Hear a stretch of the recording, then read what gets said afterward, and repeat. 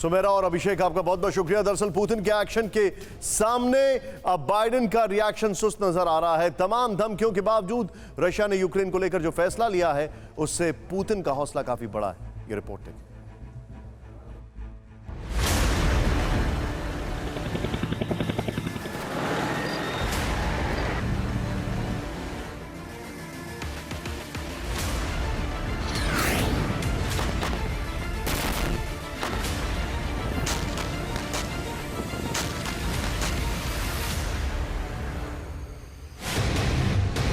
अब इसे यूक्रेन को रशिया की डायरेक्ट वार्निंग कहें या अमेरिका पर इनडायरेक्ट अटैक, लेकिन रूस ने अमेरिका की आंखों के सामने पहले यूक्रेन से लुहांस्क और डोनेस्क को काटकर यूक्रेन को 2 हिस्सों में बांटा और फिर वहां अपनी आर्मी उतारकर बता दिया कि सुपर पावर अमेरिका कितना लाचार है।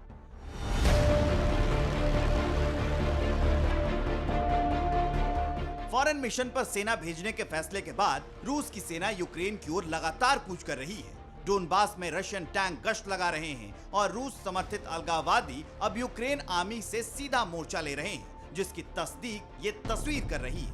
यूक्रेन के लुहांस्क में ट्रॉली बस डिपो के पास एक के बाद एक 5 ब्लास्ट हुए। एलपीआर ने आरोप लगाया कि ये धमाके यूक्रेन आर्मी की ओर से किए गए हैं।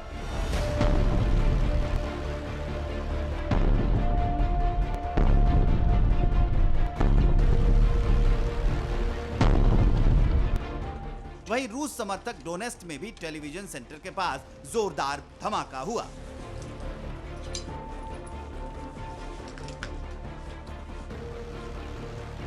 दो दिनों की गोलीबारी में पूर्वी यूक्रेन में एक पावर प्लांट ध्वस्त हो गया। गैस पाइपलाइन में भी आग लग गई। यानी यूक्रेन ने अब अपने ही उन इलाकों में सप्लाई लाइन काटना शुरू कर दिया है जिसे रूस ने स्वतंत्र राष्ट्र घोषित कर रखा है। यूक्रेन की आर्मी ने दावा किया है कि बीते 24 घंटे में रशिया ने 96 बार सीजफायर का उल्लंघन किया, जिसमें यूक्रेन के एक सैनिक की मौत हो गई और 6 घायल हो गए। तो डीपीआर का दावा है कि यूक्रेन फोर्स की गोलीबारी में 3 नागरिकों की मौत हो गई और 6 सिपाही जख्मी हो गए। दरअसल अमेरिका और नाटो की धमकी की परवाह किए बगैर रूस ने यूक्रेन के जिस लुहांस्क और डोनेस्क को इंडिपेंडेंट स्टेट घोषित किया, वहां हालात आर पार के बन चुके हैं। डोनबास में रूस का सीधा दखल बढ़ चुका है और दूसरी ओर से यूक्रेन की सेना ने मोर्चा संभाल रखा है।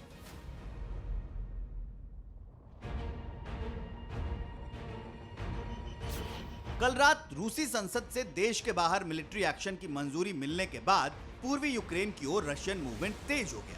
आज भी बड़ी संख्या में रूस के ट्रक डोनेस्क की ओर जाते देखे गए। यहां तक कि मल्टीपल रॉकेट लॉन्च सिस्टम भी यूक्रेन बॉर्डर के लिए रवाना किए गए। आशंका जताई जा रही है कि यूक्रेन के 2 इलाकों में सेना भेजने के बाद प्रेसिडेंट पुतिन हमले की तैयारी कर रहे हैं और युद्ध की इस आशंका पर सैटेलाइट इमेज मुहर लगा रही है।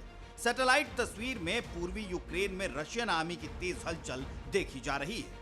टैंक, तोप, हथियारों के साथ साथ सेना के फील्ड हॉस्पिटल तक रेडी दिख रहे हैं।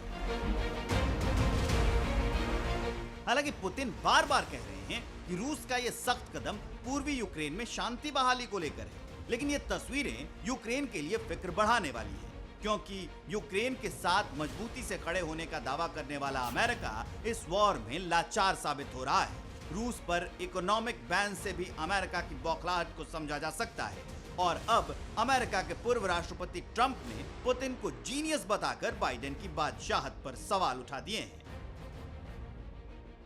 दरअसल रूस यूक्रेन तनातनी के बीच में अमेरिका लगातार भविष्यवाणी करता जा रहा है और ये भविष्यवाणियां युद्ध की हैं। 16 फरवरी के बाद से लगातार युद्ध की वार्निंग देता जा रहा है, तारीखें बताता जा रहा है, लेकिन रूस ने अलग ही स्ट्रेटजी अपनाई। उसने इन्वेजन की जगह डिवीज़न का काम किया और यूक्रेन को टुकड़ों में बांट दिया। बड़ी बात यह है कि रूस को पता है कि यूक्रेन नेटो का मेंबर नहीं है, इसलिए नेटो सेनाएं यूक्रेन के समर्थन में रूस पर अटैक नहीं कर सकती हैं। इसलिए रूस ने पूर्वी यूक्रेन के लुहांस्क और डोनेस्क को स्वतंत्र देश घोषित कर वहां शांति के नाम पर अपनी फौज उतार दी और अमेरिका परिणाम भुगतने की वार्निंग देता रह गया।